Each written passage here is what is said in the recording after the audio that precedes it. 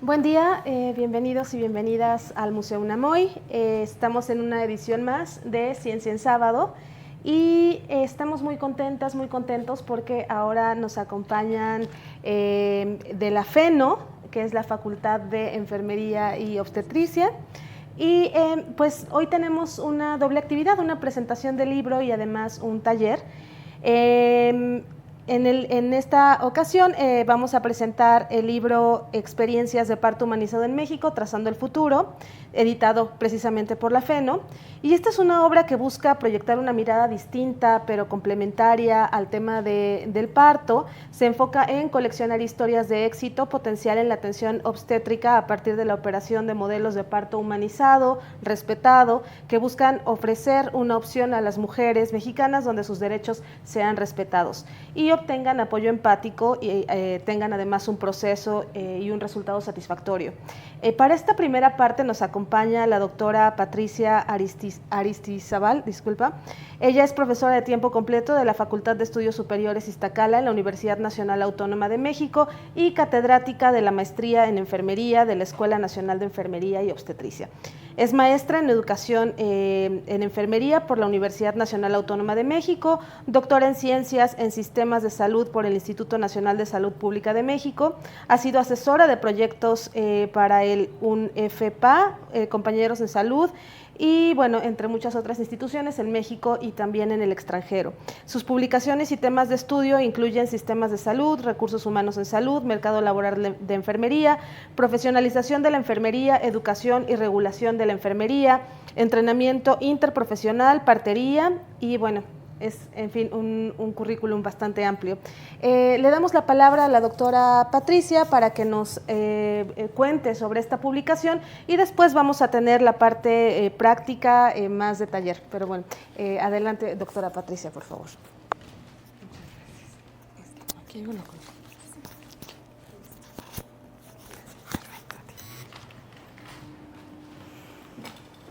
Buenas tardes. Gracias por venir.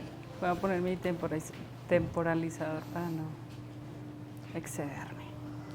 Bueno, pues es un gusto estar aquí nuevamente y compartir con ustedes esta obra que para todo el equipo que hemos podido avanzar en ella ha sido un gran logro. Quisiera iniciar de hecho con el agradecimiento a las personas que participaron y que hicieron posible para que este libro fuera una realidad, entre esas a la maestra Rosa Zárate, la directora de la FENO, al doctor Gustavo Nigenda, también editor del libro, a UNFPA como organización y desde UNFPA a Elsa Santos también por la colaboración y a todas las personas que hicieron posible y aceptaron el reto de escribir un capítulo o de participar en este libro. Pues el libro que les voy a presentar, ustedes lo están viendo aquí, es un libro sencillo, digamos, bueno, ahí disculpan el caos. Es un libro que tiene mucho valor desde muchos puntos de vista, no solo un valor para nosotros como enfermeras, sino un valor también para las personas que participan como prestadoras de servicio y como receptoras de servicios de salud, específicamente pues servicios de salud reproductiva, ¿no? Yo hice algunos apuntes aquí interesantes, me gustaría contar cómo se origina un libro, cómo un libro de estos con esta temática que a muchos de nosotros nos interesa tuvo su origen. Pues aproximadamente en el 2001, estábamos en pandemia todavía, cuando hubo un evento académico propuesto por la organización de la Sociedad Civil Compañeros en Salud de Chiapas, donde nos citaron algunos académicos y sobre todo algunas personas que participaban en el tema de partería, de salud sexual y reproductiva, y a que nos contaran las experiencias. Entonces nosotros en ese momento vimos que había mucha riqueza en todas las experiencias que tenían y pensamos, el doctor Nigenda tuvo la idea inicial en hacer una recapitulación de todas esas experiencias y generar evidencia a partir de un libro, de un documento. Lo que hicimos fue cocinar un poco la idea, invitar a todas las personas que estaban allí en ese evento académico posteriormente, proponerles la escritura de un documento con una estructura base y algunos de ellos aceptaron, otros tuvieron algunas limitaciones para poder participar, pero bueno, se pudo concretar el libro. Varios años después ya tenemos el libro aquí. También quisiera compartir con ustedes algunas estadísticas que están en el libro, de hecho, que son bastante relevantes para para pensar en la salud reproductiva, en la salud de la mujer y en la partería. Sobre todo algunos de nosotros somos enfermeros y enfermeras y pues tenemos un gran interés, y sobre todo algunos de ustedes, supongo, no solo son enfermeros, sino que son enfermeros obstetras, y eso tiene todavía un plus todavía mayor. Bueno, pues datos como importantes que quisiera destacar aquí: en el 2018 se reportaron 140 millones de nacimientos en el mundo, y a pesar de que la atención por personal sanitario ascendió desde 1990 al 2019, pasó de 53% a 81%, y uno pensaría, bueno, 20 y algo por ciento es importante. A pesar de que ese dato aumentó, se siguieron reportando muertes maternas, y la segunda causa de mortalidad de mujeres tenía que ver con muertes maternas en el mundo. Entonces son datos, digamos, alarmantes, sobre todo si vemos que hay esfuerzos importantes, no solo esfuerzos desde al interior de los países, sino también esfuerzos internacionales que incluso están promovidos por los Objetivos de Desarrollo Sostenible, ¿no? Como sabemos, dentro de los Objetivos de Desarrollo Sostenible hay objetivos específicos que tienen que ver con la salud materna, y uno de ellos es que para el 2030 se disminuya, llegue a menos de 75 muertes maternas por cada 100.000 nacidos vivos. Este indicador se modificó un poco para los Objetivos de Desarrollo Sostenible. Los Objetivos de Desarrollo del Milenio planteaban un indicador un poco diferente, pero fue difícil que los países lo alcanzaran. Algunos países lo alcanzaron, incluso algunos países de la región, pero eran países que de entrada ya tenían mortalidades maternas relativamente bajas comparadas con los otros. Otro dato importante es que como la salud materna, sobre todo, o sea, la salud sexual reproductiva, pero en específico la salud materna, digamos, es un punto importante para quienes estudiamos cuestiones de salud y para los sistemas de salud. Se han hecho investigaciones alrededor de eso. Y NOV en el 2021, y colaboradores, porque no fue el único que hizo este estudio, reportó, y para no equivocarme apunté aquí los datos porque dije, bueno, reportó que si hubiese personal de partería que pudiera suplir las necesidades de salud materna para la población de 88 países que tienen la mayor razón de mortalidad materna, se hizo un cálculo que podrían disminuirse las muertes maternas en un 41%, las muertes neonatales en 39%, las de mortinatos en 26%.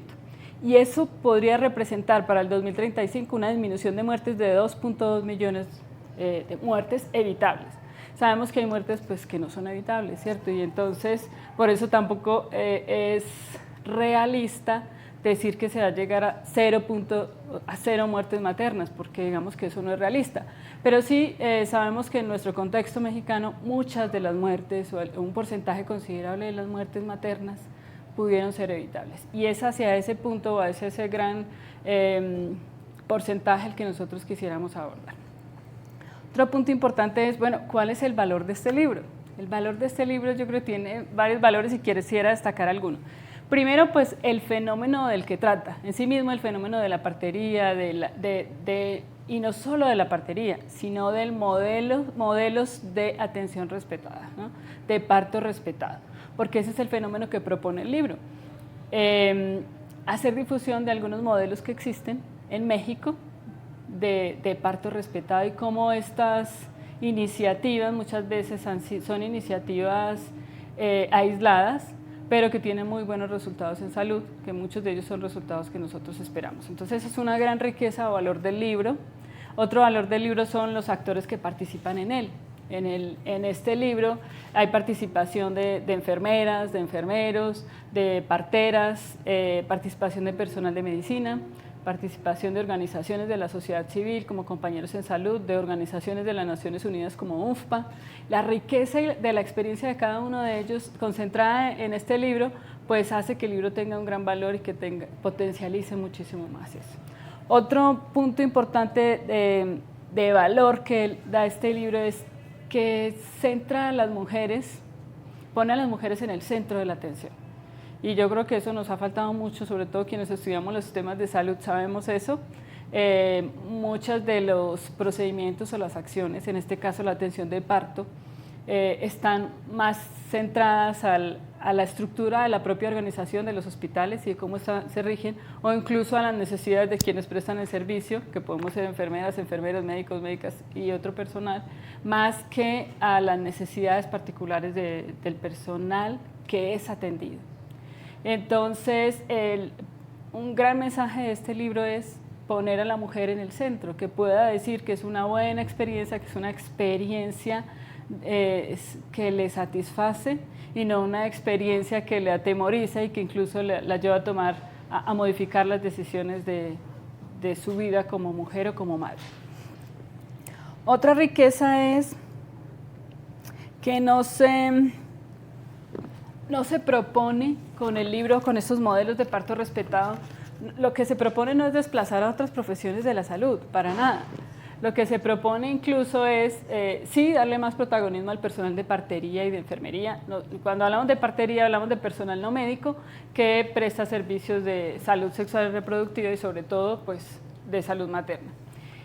Y segundo, pues, promover la participación colaborativa entre el equipo de salud, una participación interdisciplinaria que permita, como les dije, poner a la mujer en el centro de la atención. Poder responder a las necesidades que tiene y poder, pues, integrar además esa participación, esa atención con las necesidades de la familia. Cualquiera de nosotros ha tenido contacto con un nacimiento, no necesariamente atendiéndolo, pero sí alguien de la familia, alguien cercano. Entonces es un acontecimiento importante para la vida de todos. Habrán acontecimientos en la vida de los que nosotros no tengamos participación y que ni siquiera consideremos, pero este sí es un acontecimiento importante que marca la vida de las personas, de las mujeres y de las familias. Entonces, parte del mensaje también es integrar a las familias en este proceso, y los modelos que nosotros incluimos aquí son modelos que han hecho eso. Entonces, parecen ideas utópicas, también es parte de lo que dice el libro, o sea, parece utópico, pero lo que han logrado estos modelos es con un conocimiento técnico de muy buena calidad, integrado a un conocimiento humano y a valores institucionales, han podido integrar esta atención, y esto ha dado buenos resultados. ¿Quiénes se podrían beneficiar de eso? Pues claramente se benefician las personas que son atendidas, las mujeres, son mucho más satisfechas. Algunos de los testimonios que uno recibe de mujeres que han sido atendidas en estos modelos, en algunas investigaciones que hemos hecho, han dicho se sienten más acogidas, más satisfechas, sienten respetadas, sienten que el hecho de que tomen en cuenta las necesidades o las preferencias, por ejemplo, cuál es la posición que desea, si quiere estar acompañada de alguien, de qué persona, no tiene que ser de alguien en particular, no tiene que ser la pareja, no tiene que ser la mamá, puede elegir la persona. Si quiere ser atendida por una partera de confianza y no por la enfermera que atiende en la casa materna o por la otra partera que atiende, o sea, todas esas posibilidades están al alcance de esas mujeres en algunos de estos modelos. Entonces, esto también es un punto muy importante. Pues, ¿qué continúa? ¿Qué continúa con esto? Nosotros estamos ya planeando, de hecho aquí hay otra de las autoras del libro, la maestra Jiménez, estamos ya planeando una segunda versión del libro y los invitamos desde ya a comprar esta y a esperar la siguiente, porque la siguiente quiere mostrar otro panorama, como darle continuidad a esta. En este momento, existen modelos que además de que han mostrado muy buenos resultados, pueden ser replicados en otros espacios, tanto de México como en otras regiones del continente. O sea, tenemos algunas condiciones similares en algunos países, y entonces esto puede ser un motor que impulse digamos, estos modelos que se puedan establecer. Así que este segundo libro lo que propone es darle voz a esas mujeres, traer la experiencia de esas mujeres que han sido atendidas en estas casas maternas e identificar qué pasa por la vida de ellas, cómo se transforma, digamos, un poco esta experiencia de poder tener un parto que es bajo condiciones generalmente fisiológicas, porque lo que se propone aquí es que sean pues mujeres que tienen partos de bajo riesgo y que mucho del proceso es un proceso fisiológico y lo que hace el personal de salud es darle acompañamiento en esos procesos. Entonces, básicamente eso es lo que se propone para el segundo libro. Y por último quisiera compartirles algunos retos que yo identifico en este punto de la salud materna. Como retos yo creo que hacer difusión y generar evidencia, y es parte de lo que hicimos con este libro, generar evidencia, que quede el reporte, porque hay muchas cosas que hacemos de las que no hay evidencia, y entonces eso limita mucho el progreso. Segundo, que haya trabajo de verdad colaborativo o interprofesional que permita cumplir con esos objetivos del sistema. Tercero, que hayan marcos regulatorios claros para la participación de todos, y creo que en eso hemos tenido ciertos avances. La norma 007 y la última, el último documento que sale en la norma 020, que ya promueve la creación de espacios habilitantes para la atención de partos, y que además promueve, y no solo promueve, sino que respalda legalmente la atención de partos por personal de partería y personal de enfermería. Entonces, todos estos son logros importantes que de alguna manera todos estamos comprometidos a ayudar a impulsarlos y a avanzar. Les van a repartir algunos papelitos, y esos papelitos lo que incluyen son algunas estadísticas, algunas que incluso que yo mencioné aquí, pero también algunos testimonios de mujeres que fueron atendidas en instituciones públicas, que no fueron atendidas con un modelo de parto respetado, sino más bien con un modelo medicalizado, y que estas son parte de las experiencias que tuvieron y los testimonios que ellas nos comparten. Esto tiene que ver con una investigación que recientemente hicieron algunos estudiantes con los que yo participé, y pues es un poco, ese es el problema, y el problema ya lo conocemos, ¿no? Lo que nosotros estamos proponiendo es una alternativa a ese problema, no quedarnos ahí ni culpabilizar a nadie, sino crear una alternativa para ese problema. Pues quisiera dejar un espacio, unos minutos, por si ustedes tienen algo que compartir, alguna pregunta, alguna duda, y para no hablar yo tanto. Los escucho y las escucho.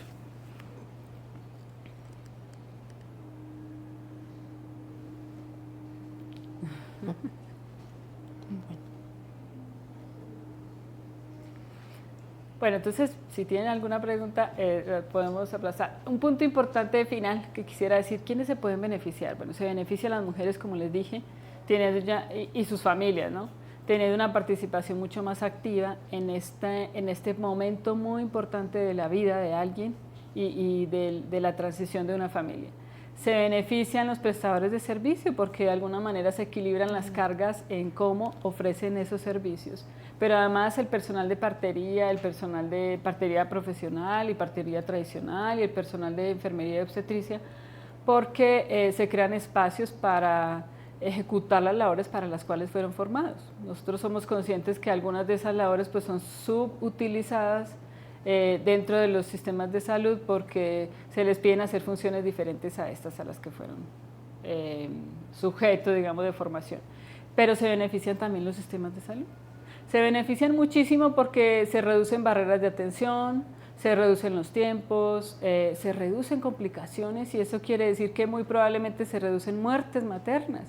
No podría decir exactamente que así es, pero muy probablemente el hecho de que haya una identificación temprana de una complicación, eso puede evitar una muerte materna, y con una muerte materna una catástrofe para una familia, porque una muerte materna realmente es una cosa catastrófica para toda una familia. Entonces, pues todos nos beneficiamos, en realidad es un beneficio para todos esta idea, estos modelos de parto respetado. No es una idea nuestra, lógicamente no. El trabajo que nosotros hicimos fue condensar esas experiencias para generar evidencia y poder impulsar estos modelos de parto respetado, en el cual invitamos a participar no solo a personal de enfermería y partería, sino también al personal médico y todo el personal de salud que quiera participar. Y lo otro que quisimos hacer fue impulsar, o sea, poner nuestra gota de agua o nuestro grano de arena para que también la enfermería pueda tener protagonismo en las cosas que tiene protagonismo, pero que quizá no es tan evidente y no es tan visible. Pues eso sería todo. Si no hay preguntas o si hay preguntas, pues los escucho. Bueno, adelante y después tú. Gracias. Yo tengo la pregunta, en el libro se contempla el tema del inicio de la lactancia, de si se cumple con esto de que el bebé inicie la lactancia dentro de la primera hora de nacido. ¿Sí se contempla eso? Sí, estos modelos generalmente contemplan esto. Los modelos incluyen, por ejemplo, el modelo con el que estoy mucho más familiarizada es el modelo de la casa materna en Chiapas, que lo coordina Compañeros en Salud. Entonces ellos tienen una casa materna muy sencilla, digámoslo así, pero muy práctica y muy útil para lo que ofrecen. Entonces ellos hacen seguimiento a las mujeres, pero lo que hacen es, como ellos tienen además participación en las comunidades rurales, puede haber un enlace, vienen las mujeres que están en las comunidades recibiendo atención prenatal, llegan a la casa materna, les dan la atención y les dan asesoría en esto. O sea, hay una vez que nace el bebé, no hay un corte del cordón umbilical inmediato, pero sí hay un contacto inmediato con la madre e inmediatamente se promueve la lactancia materna. Entonces esa unión, ya sabemos que todo eso tiene beneficios tanto para la madre como para el bebé, ¿no? Beneficios fisiológicos y emocionales, no solo fisiológicos. Liz, ¿quieres decir algo? Sí, hola Patricia. Hola. Pues primero felicidades por esta presentación.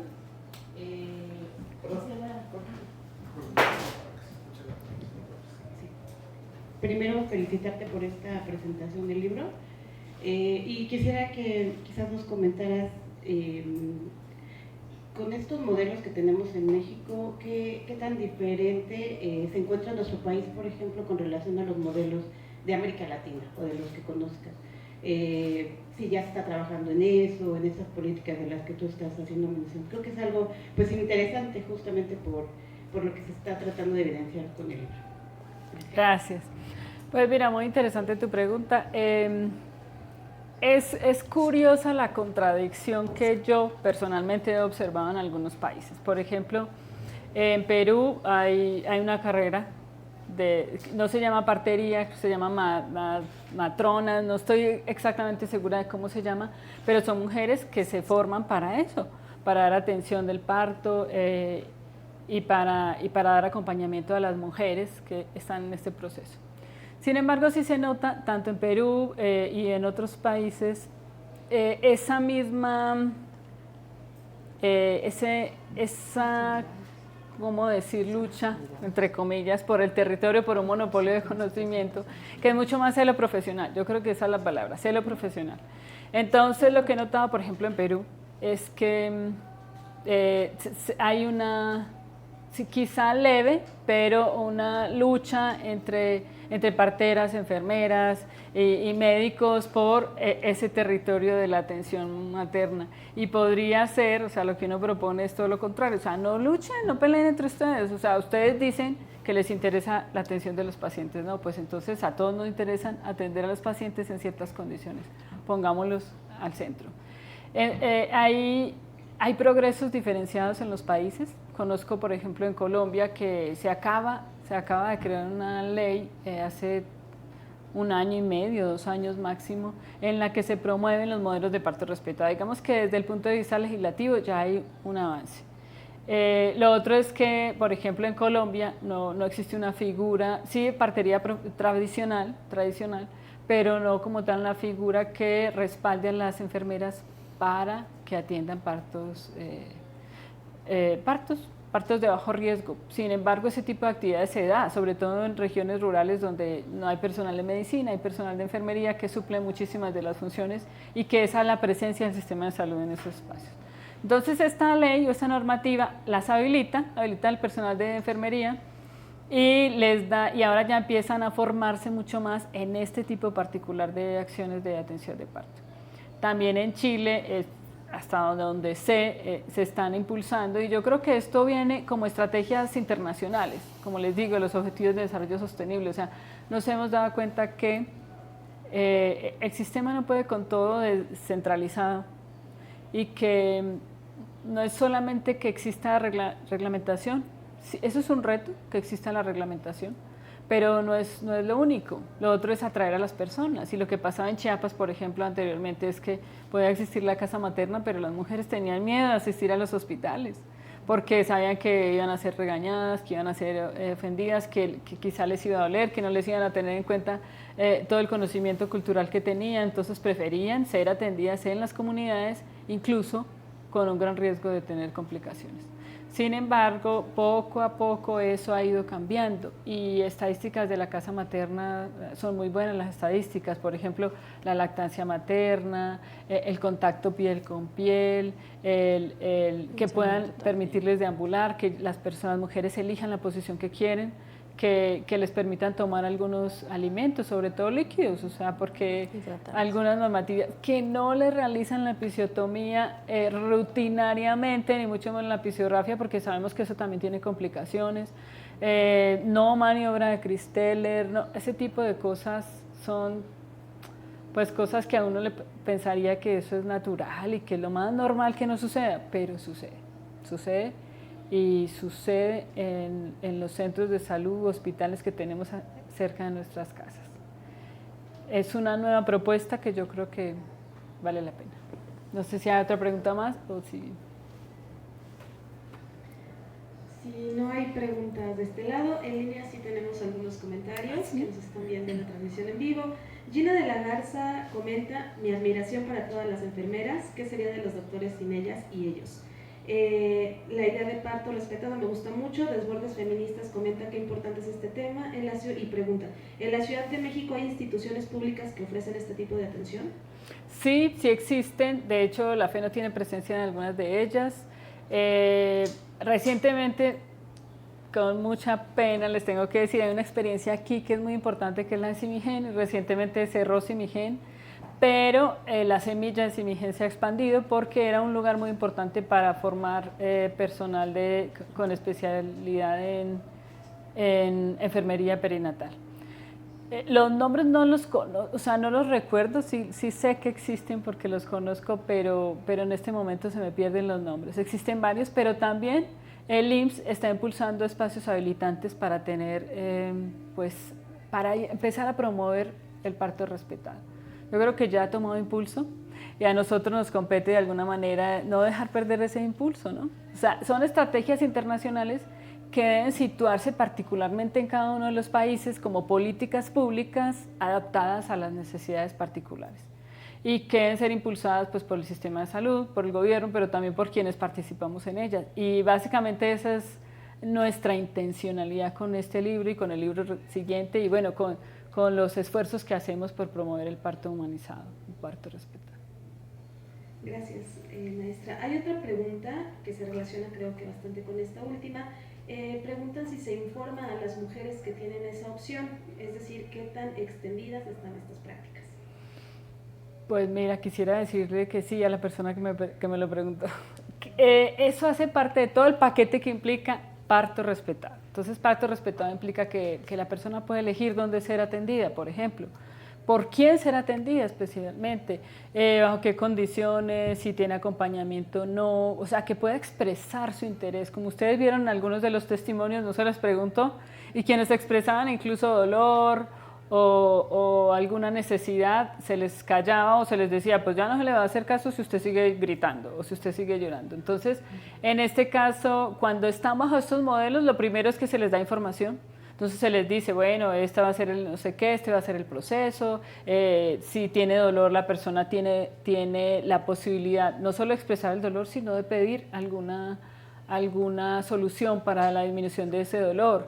Se les pueden hacer terapias, se les pueden hacer incluso masajes, o sea, otro tipo de actividades para que las personas, las mujeres, disminuyan un poco el dolor, la ansiedad, la angustia de una situación que para algunas de ellas, sobre todo las primerizas, pues es una situación desconocida, ¿no?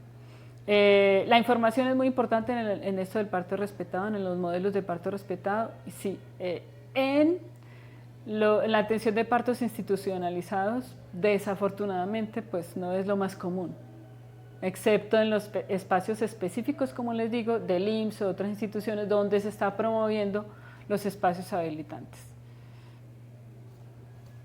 Sin palabras, ya no tengo nada más que decir al respecto de esa pregunta. Muchas gracias. Quien hizo la pregunta fue nuestra coordinadora del museo, la doctora Claudia. Bueno. Está siguiendo la transmisión en vivo y pues un saludo. Le dice muchas gracias por su respuesta.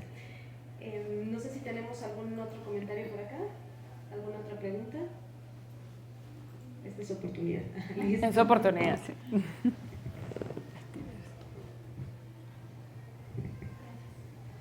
Buenas tardes, maestra. Buenas tardes. Mi pregunta es, justamente platicando acerca de estos cuestionamientos que le hacen.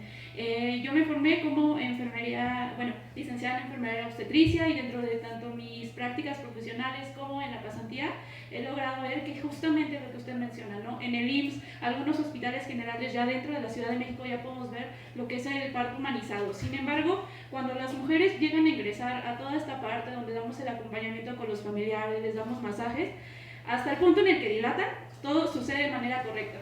¿Qué sucede cuando justamente pasan a la parte de labor y todo ese ambiente propicio para que justamente se lleve a cabo el parto humanizado se va? ¿Por qué? Porque justamente otro personal, no quiero decir que solo los médicos, porque incluso compañeros enfermeros, anestesiólogos, camilleros, volvemos a esta parte de llegar a la violencia obstétrica. Mi pregunta sería, ¿cómo nosotros, profesionales en enfermería, que estamos un poco más formados en este sentido, que somos los pioneros en la parte del parto humanizado, podemos sensibilizar o incluso el poder hacer ¿cómo decirlo? El poder hacer que nuestros demás compañeros también respeten tanto nuestro trabajo y lo hagamos con el fin de poder cuidar a las mujeres y que el embarazo y el parto que llevaron a cabo pues termine de esa manera, ¿no? Humanizado. Porque al final del día ya hicimos toda nuestra labor, pero volvemos a lo de la maniobra de Christeller, a decirle no grites, puja, porque si no tu bebé se va a morir. Y justamente incluso después de tener a sus bebés en el alojamiento conjunto, volvemos a la violencia obstétrica, ¿no? Justamente lo que mencionaba la compañía de lactancia materna, llevamos a cabo pues situaciones que no tienen nada que ver con el parto humanizado. ¿Cómo nosotros nos podemos empoderar y justamente poder hacer que nuestros compañeros también tomen conciencia de la gran importancia que tiene que las mujeres pues tengamos un parto más humanizado? Gracias por tu pregunta. La pregunta que generalmente nos hacemos los que vemos este tema. Yo creo que, como les digo, no se trata de culpabilizar, y bien lo dijiste tú, no se trata de culpabilizar. Yo creo que el sistema tiene un punto muy importante aquí, o sea, el sistema de salud tiene una responsabilidad grande en este caso, porque podemos culpar a las personas, pero el contexto muchas veces induce a ciertos comportamientos. Entonces, en principio, yo creo que eso es uno de los puntos. Antes de responder a tu pregunta, dar un poco de contexto. Las muertes maternas en México estaban elevadísimas en el 2000, por ejemplo, y cuando entraron los objetivos de desarrollo del milenio, como les digo, la estadística era disminuir el 75%, puede que esté un poco equivocada, pero un porcentaje alto, 75 por muertos del nivel que estaba en ese momento las muertes maternas en los países. Pues cerca de llegar al 2015, que era como el límite, pues se dieron cuenta que no. Entonces una de las estrategias que se desarrolló fue traer esos partos al segundo nivel de atención. Entonces puede ser que ustedes se hayan dado cuenta que en el segundo nivel de atención están saturadísimos los hospitales, y mucho de esa saturación tiene que ver con salud materna y sobre todo atención de partos. De hecho, las estadísticas lo dicen, cuando uno mira o cuando uno hace análisis de este tipo de cuál es como el gran porcentaje del gasto de las instituciones en cuanto a la atención y sobre todo al egreso, mucho del egreso tenía que ver con atención de parto. Y también otra cosa es que en el primer nivel de atención pues no se atendían, o sea, no se podía resolver la atención del parto aunque fuera parte de bajo riesgo, porque no habían equipos o porque no había personal o porque ya la política estaba movilizando hacia ese punto. Entonces eso hace que se saturen, no hay suficiente personal y todo lo demás. Eso no justifica el hecho de que uno trate mal a una persona, porque el trato no tiene que ver estrictamente con la capacidad de infraestructura de la institución. ¿Qué creo que puede ser una de las estrategias? Ya ahí, regresando a tu pregunta, resistir. Eso es una estrategia, porque van a haber resistencias sobre todo inicialmente. O sea, siempre que hay un cambio de paradigma, esa transición entre el cambio, esa es una ruptura muy abrupta y quienes resisten avanzan, hay quienes resisten y se quedan, hay quienes resisten y avanzan. Yo creo que esto tiene un movimiento de avance, no tiene un movimiento de retroceso, pero es de alguna manera reeducar al personal que está rodeado de nosotros, con nosotros, reeducarlos en otro sentido. Yo he tenido la posibilidad en mi formación como salubrista en sistemas de salud de compartir con personal de otras áreas, incluso personal médico, y se sorprenden cuando rompen esa resistencia que tienen y se dan cuenta que no son los sabelotodos, no son no tienen resuelto todo, no son la única solución hacia la salud, hacia la atención.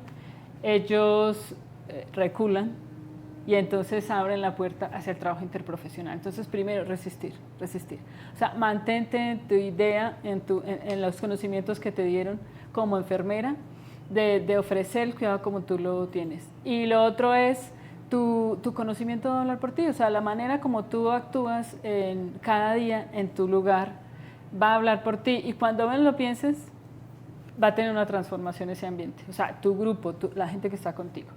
Eso sucedió en Chiapas. En Compañeros en Salud había una gran disputa que el personal de medicina, estrictamente el personal de medicina, no quería que el personal de enfermería tomara protagonismo en la atención de partos. Pero además hay que generar argumentos y esa es la segunda estrategia. Entonces uno dice, bueno, usted está súper saturado de trabajo, tiene 5 personas que atender, no quiere atender eso porque ya no le gusta atender partos, está súper cansado, está no sé qué, yo sé hacerlo, distribuyamos las tareas, ¿no? Yo lo voy a hacer mejor, la paciente va a salir más rápido, está menos estresada, va a tener más tranquilidad, en fin, van a haber menos complicaciones, etcétera. ¿Qué pasa en Chiapas? Eso ya se convirtió en un ambiente mucho más armonioso. Incluso escuché alguna experiencia en la que se le pidió a una enfermera que fuera y girara a un bebé porque los médicos tenían un gran problema, no tenían tiempo de trasladarla a un segundo nivel a esta paciente no podía, el bebé estaba en una posición que no podía la madre tener un parto natural y sin riesgo. Y entonces dijeron, ¿qué hacemos? Y a alguien se le ocurrió, no, pues llamen a la enfermera que está en la casa materna y ella lo va a lograr. Lo logró, pudo girar al bebé y la mujer pudo tener un parto natural, el bebé nació bien y todos bien. Entonces, yo creo que con esas dos estaría muy bien. Primero, confía en tus conocimientos y lo otro, resiste. Que el producto de eso va a ser una transformación. Va a ser lento y es muy desgastante, pero sí se va a lograr. Muchas gracias. Creo que no tenemos más comentarios en línea. Aquí también creo que ya todas las dudas están resueltas por el momento. Pues agradecemos muchísimo la participación de la maestra Patricia Aristizábal. Y bueno, pues ahora damos paso también al ejercicio performático para explicar algunas estrategias utilizadas por las y los enfermeros en el parto humanizado, y esta demostración la va a conducir el licenciado Andrés Lima Flores.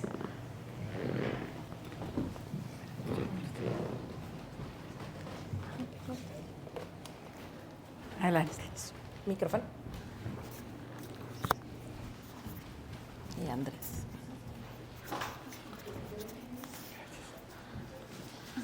Bueno, buenas tardes a todos los que nos acompañan. Mi nombre es Laura Rodríguez Cruz, soy enfermera y simulacionista. Este taller tiene 2 vertientes. Vamos a ver elementos importantes en 3 puntos: la esferodinamia, la aromaterapia y la musicoterapia dentro de la atención. Quiero que empecemos con algo. Estamos en un contenedor seguro del aprendizaje. No venimos a ser evaluadas, evaluados, etiquetadas o juzgados. Venimos a aprender y vamos a tener un taller bajo una simulación con un paciente simulado. Para lograr ese contenedor vamos a firmar 2 contratos, tanto aquí como quien nos observa. El primer contrato es el contrato de confidencialidad. Lo que pasa en Las Vegas, se queda en Las Vegas. Lo que pase aquí se queda. Compartan lo que aprenden, compartan conocimientos, pero dejen que nuestros compañeros que puedan vivir este taller vivan su propia experiencia. El segundo contrato es el contrato de ficción. Nosotros vamos a enseñarles los elementos y voy a pedirles al público que pasen y nos demuestren un ejercicio de respiración, que podamos acompañar a nuestro paciente para el logro de estos elementos que nos comenta o nos comentó nuestra ponente anterior. Toda vez que enfermería es la ciencia y el arte del cuidado. Quiero también compartirles que nos vamos a acompañar de musicoterapia, de esa relajación que podemos tener y crear un ambiente seguro para las pacientes. Esto lo podemos hacer en una unidad tocoquirúrgica, en un consultorio. Esto lo puedo hacer en casa. Esto se llama psicoprofilaxis. Y dentro de ella existe la psicoprofilaxis perinatal, prenatal y postnatal. Y que esto que acompañe a nuestros pacientes y cambiemos la manera de nacer. Podemos cambiar la sociedad. Creo que este libro y con todas estas prácticas que hemos hecho los profesionales de enfermería, nos llenamos de certeza que la sociedad cambia. Nos vamos a beneficiar todos. Entonces, ¿me acompañan a esta aventura? Sí. ¿Sí estamos de acuerdo? Excelente. A ver, Andrés. Continuando con esta actividad de aprendizaje basada en simulación, vamos a utilizar un paciente simulado. Adelante, Daniel. La psicoprofilaxis obstétrica es una actividad muy ancestral, basada en diferentes teorías. Una de las más populares es de la escuela inglesa, donde nosotros como profesionales de la salud tenemos que romper un ciclo que es tensión, ¿Poco a poco? dolor y miedo. Si rompo este ciclo, voy a lograr que mi paciente tenga un trabajo de parto de manera amigable, como ya lo mencionó la ponente anterior, a través de la norma oficial mexicana 007, la norma oficial 020 y el lineamiento técnico para la implementación de salas habilitantes, que son salas LPR, labor, parto y recuperación. Para tener un parto amigable necesitamos pocos insumos. No nos va a consumir ciertos recursos de nuestros hospitales. Podemos utilizar una pelota kinésica que va de acorde a nuestra paciente. Existen varias y cada pelota se utiliza con cierta técnica. Es meramente tecnología. Y a través de estas tecnologías vamos a aplicar las teorías del trabajo de parto, como son la teoría de la oxitocina, de la progesterona, de los estrógenos y la maduración cervical mecánica, como nos ayuda la pelota. Trata de brincar. Entonces vamos a practicar ciertas tecnologías, que es la esferodinamia. De este lado, Eric, por favor, para que observen nuestros participantes. La paciente puede empezar a balancear la cadera en forma de infinito o en 8. Eso va a permitir que el producto encaje y va a empezar a madurar el cérvix de manera mecánica, como lo está observando la maestra Laura. Las técnicas de respiración. Hay infinitas técnicas de respiración, pero las que utilizamos en trabajo de parto son las técnicas de limpieza, la respiración profunda y lenta, en la cual nuestro paciente va a permitir romper ese ciclo, tensión, dolor y el miedo, porque cuando ingresa nuestra paciente en la sala tocoquirúrgica, no le demostramos qué es lo que le va a pasar. Entonces desde ahí vamos a actuar para que ella tenga un trabajo de parto de manera amigable. El trabajo de parto es como si nosotros corriéramos un maratón de 20 kilómetros. Entonces necesitamos energía. Podemos darle una dieta blanda, deambulación. Todo eso va a permitir que ella viva un espacio amigable. Entonces Eric, nuestro pasante, está realizando ciertos ejercicios que permiten que la paciente alivie el dolor. Entonces necesitamos a algún participante, levante la mano, para que venga a hacer diferentes ejercicios. ¿Quién dice yo? Recuerden, es contenedor seguro del aprendizaje. ¿Sí? Adelante, maestra. Algo en lo que pasa nuestra compañera, nuestra participante, el contacto piel a piel, el que la paciente sujete a nuestro, a nuestro cuidador primario, en este caso puede ser la pareja. Es muy importante que la paciente no se sienta sola. Eso es vital para este trabajo de parto y que va desde la parte del embarazo, en este momento de la contracción, hasta que culmina. Y una vez que culmine y que ella se encuentre ya con su bebé en un alojamiento en casa, ahí también nosotros incidimos muchísimo. ¿Por qué? Porque ella no se siente sola. Y bueno, otro que podemos hacer es pon tu puño y lo vamos a hacer de aquí hacia abajo. de arriba hacia abajo. Y bueno, esto es parte de la masoterapia, que también dentro de la psicoprofilaxis es importante. Nosotros en la parte perinatal no aplicamos un masaje profundo, solo aplicamos ejercicios que van a ayudar a la relajación de los músculos y que la paciente se sienta más confortable. Ella tiene que disfrutar este momento. Si es una primigesta, si es su primer bebé, el segundo, el tercero, cada parto es único e irrepetible.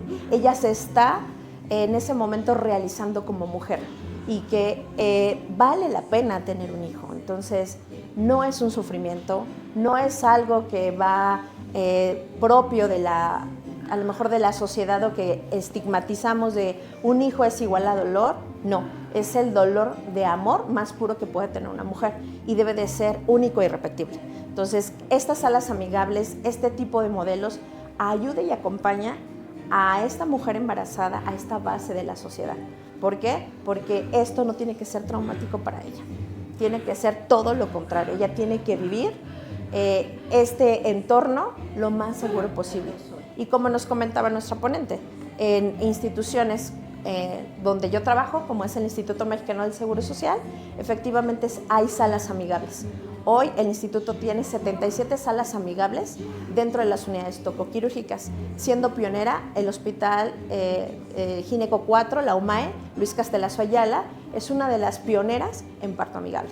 Entonces se los comparto porque muchos de nosotros vamos a prácticas, conocemos, y esto lo que necesita un obstetra, lo que necesitamos como licenciados en enfermería y obstetricia es redes de apoyo.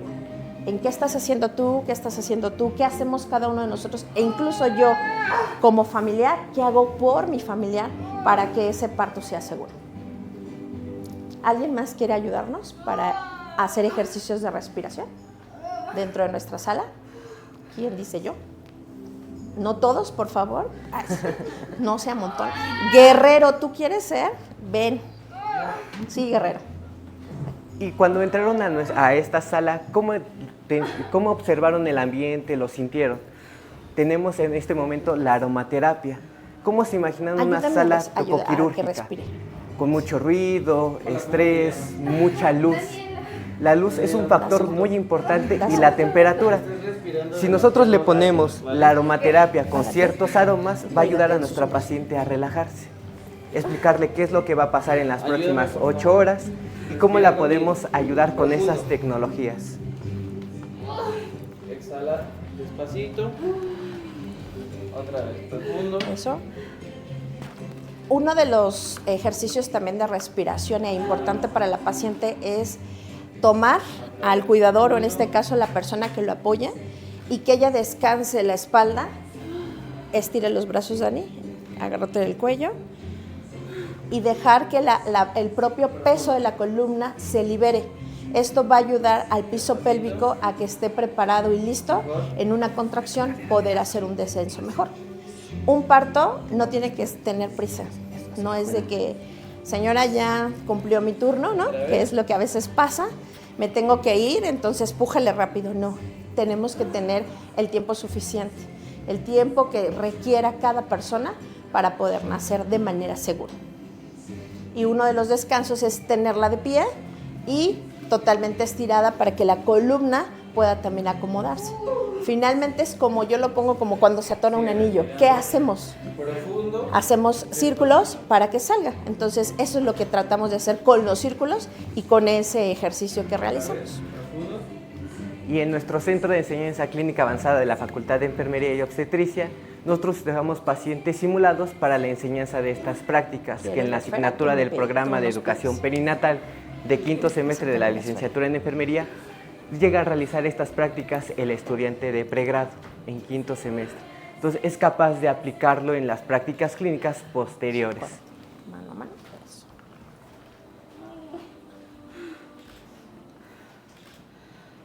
¿Otra vez? ¿Alguien más que quiera pasar?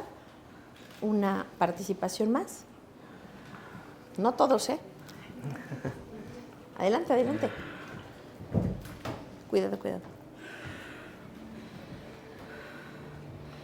Listo, Guerrero. Gracias. Hola, lo estás haciendo muy bien. Ya Eso, estamos excelente. en lo último. La motivación para Tranquila, nuestra paciente. Estamos contigo, ¿vale? Recuérdame tu nombre. Dani. Muy bien, yo soy Paola, estoy contigo en este proceso. Lo estás haciendo muy bien, ya nos falta poquito, ¿vale? Y justamente es eso, ¿no? ¿Quieres Poder cerrar interactuar, tus ojos? conocerla, Cierra tus ojitos. el hablarle, el saber que lo hacemos bien, que no estamos en competencia con nadie y que eso motive a la paciente. Tú eres una mujer muy fuerte, ¿vale? Ayúdame a respirar profundo. Dentro de la Eso es. psicoprofilaxis prenatal se prepara a las pacientes y se les da un taller de 8 sesiones mínimas en cada consultoría para que ella se vaya preparando, e incluso con una música. Hay pacientes que llegamos a escuchar, la paciente está en soliloquio, ¿no? Nos está hablando en otro lado, no, está cantando su música favorita porque con ella se concentra y algo importante, la respiración controla el dolor. Y obviamente teniendo una persona que le dé seguridad, va a controlar mucho mejor la contracción. Entonces, nosotros en esa parte también es importante cambiarle el término. No es dolor. ¿Tienes dolor? Te va a decir que sí. Del 0 al 10 te va a decir que 200 en una contracción. Es cambiar la palabra dolor por contracción. Cuando usted tenga la contracción, Dani, me avisa para que pujemos juntas y respiremos. Usted tiene la capacidad de controlar esa contracción. La paciente controla la contracción. El dolor es inevitable, pero no tiene que ser traumático. ¿Sí vamos bien? ¿Sí sabes que es tu bebé, Dani? ¿Niño, niña? Niño. Ok, ¿y cómo se va a llamar, Dani? Creo que es César, me gusta César. César. Ok, muy bien, Ok. César. Lo estás haciendo muy bien con mami, ¿vale? Ya estamos en lo último. Sigue girando tu caderita, Dani. Tranquila. Ok, muchísimas gracias por ayudar a nuestra paciente. Muy amable, gracias. Y bien, con este taller nosotros culminamos solo una parte de lo que entrenamos a los licenciados en enfermería, en la parte de cuarto semestre en materno neonatal, pero también a los licenciados en enfermería y obstetricia de quinto a octavo semestre, en donde el alumno tiene que estructurar en pregrado toda una atención prenatal, tiene que estructurar, puede ser a domicilio, como les comenté, puede ser en un primero, segundo o tercer nivel, y los alumnos salen con esta expertise.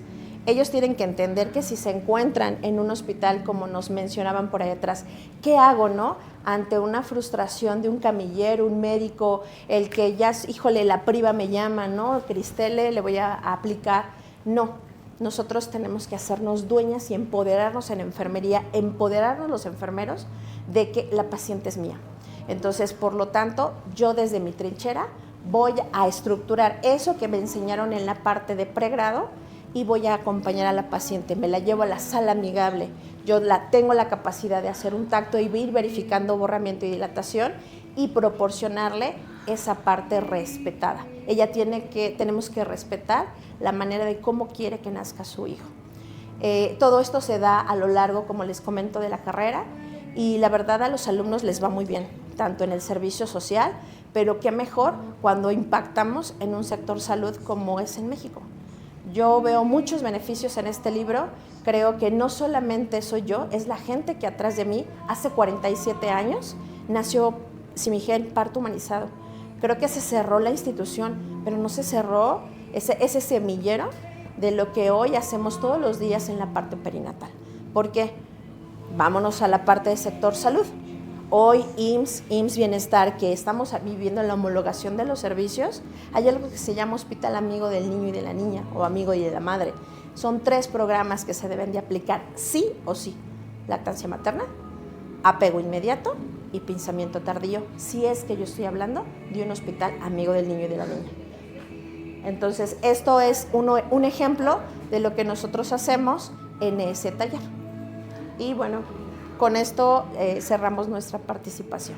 Muchísimas gracias por su atención. Gracias. No sé si tengan alguna duda, pregunta. ¿Alguna duda por acá? Bueno, mientras se animan, dejaron un comentario Naye Olvera. Mi maestra de obstetricia, con signos de exclamación, tan linda, la admiro mucho. Gracias. ¿Alguien más por acá? Muy bien. ¿Algún comentario? Nada, perfecto. ¿Sí? Sí. Felicitarlos porque felicitarlos porque así es donde empieza todo, ¿no? Con la semilla, ¿no? Y entonces, de alguna manera, esto es algo mucho más práctico. Lo que nosotros hacemos más teórico y bueno, se leen las experiencias, pero no se ven. Verlas sí es un punto mucho más alto de motivación y pues felicitaciones a ustedes por impulsar esto y estamos en la misma barca impulsando los mismos objetivos. Así es. Y bueno, todo el que se quiera subir a ella, Claro. Muchas gracias. La doctora Claudia de la Garza, coordinadora del Museo, se suma también a las felicitaciones. Gracias. Comenta que fue un excelente taller. Agradecemos muchísimo la presencia, la participación de la maestra Patricia Aristizábal y también, por supuesto, del licenciado Andrés Lima Flores, la licenciada Laura Rodríguez Cruz, la licenciada Marta Daniela Cortés Inclán, el licenciado Eric Felipe Luna Calderón. Muchas gracias por esta excelente demostración. Y bueno, también les quiero recordar, para quienes nos acompañan acá en el museo, pueden encontrar, es una sorpresa, muy feliz, el QR donde pueden descargar la publicación. Y pues por supuesto entren a las redes sociales, a la página de la FENO, donde pueden encontrar las indicaciones de cómo descargar o comprar el libro, ¿cierto? Que también está a la venta. Y pues les agradecemos muchísimo a todas las personas que nos acompañaron aquí de manera presencial en el Museo UNAM hoy, en el Centro Histórico, y a las personas que también nos acompañaron en nuestras redes sociales. Por favor, síganos para más actividades que tiene el museo de manera presencial. Algunas también son transmitidas en las redes sociales. Y les acompañamos a que vengan a nuestra exposición Disruptivas, la historia de las mujeres en la universidad, que va a estar hasta principios de junio. Y también te contamos con una sala que precisamente fue en colaboración con la FENO, es una exposición donde se habla también de la historia de la enfermería en México. Muchas gracias y que tengan muy buena tarde. Muchas gracias.